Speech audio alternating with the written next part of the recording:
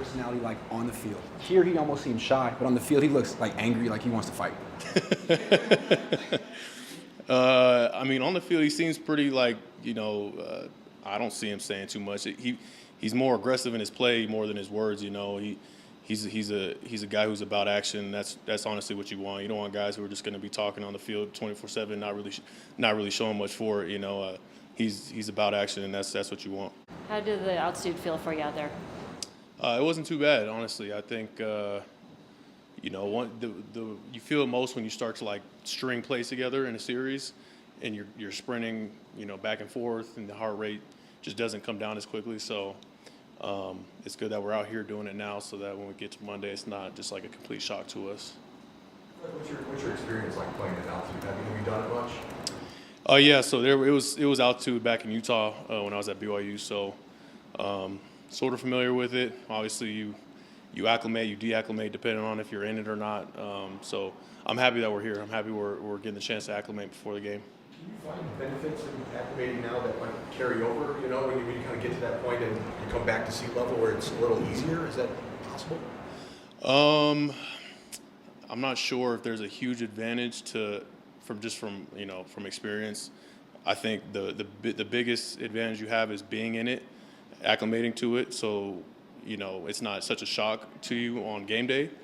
I think once we all get back to sea level, it's all back to kind of just normal. Like you get out of it like that, like it's quick.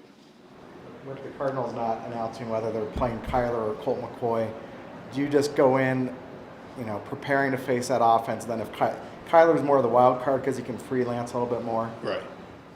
Is that how you guys are preparing this week? Yeah, we're preparing for both. They're going to run the similar offense with both of them, but obviously you have that extra element with Kyler and his ability to move around, as unique of a player as he is, and so we'll be prepared for both. There's something to be said for teams that kick it into a higher gear at this point in the season, the longest part, I think, in the second half. And that's what the Niners did last season. It seems like it's what you're doing this season. What is that X factor that gets you guys to that next level? I think it's just the attention to detail, the focus, the preparation that we hold ourselves to a really high standard, and we understand the importance of football this time of year. Not to say that the games that we played already weren't important, but you just got to really lock in and dial in on your assignment. And I'm proud of how the team's progressing, and we got to continue to do so because we still got a lot of ball left. Obviously, well documented in camp, the competition you and Brandon kind of had going on Aiyuk. And you said you wanted to get him to another level. He's really strung some games together here. Are you seeing him take that step, and how so? Yeah, Brandon, he's coming into his own, man. He's done an outstanding job for us. Every game you see him kind of getting closer and closer, just breaking that big one. Jimmy likes him across the middle, on those deep crossing routes, and so he's going to continue to grow. And I think the sky's the limit for him. You've seen him in practice make all these insane catches and the route running ability, and it's all coming together for sure. You take credit for that? No credit, no. He's all on his own. A lot of different pieces on the defensive line in the last game. Now that you've watched film, I mean, those are kind of unsung heroes on your defensive line. Atkins, Givens. What did you see from those guys? Yeah, no, doing a great job. The roles that they've been thrust into. Probably going into the season, they didn't think they were going to get as big roles as they're playing, but they're doing a tremendous job helping.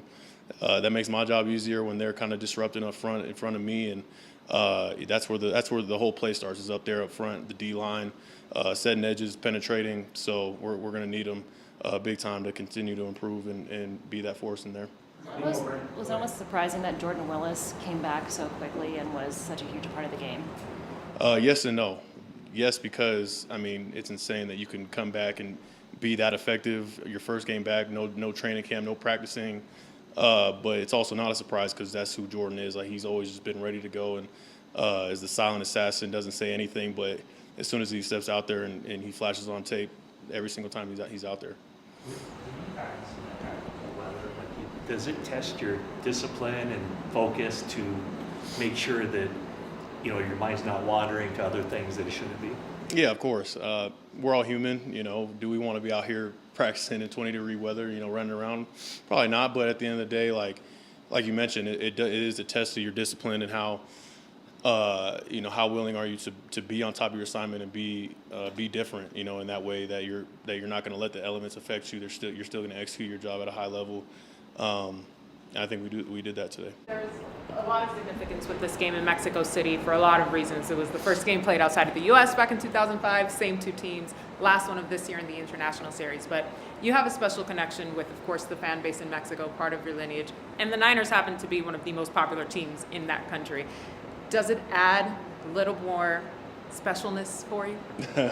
Yeah, I think everything that goes into it is a really special moment, and obviously me having the connection too is really cool.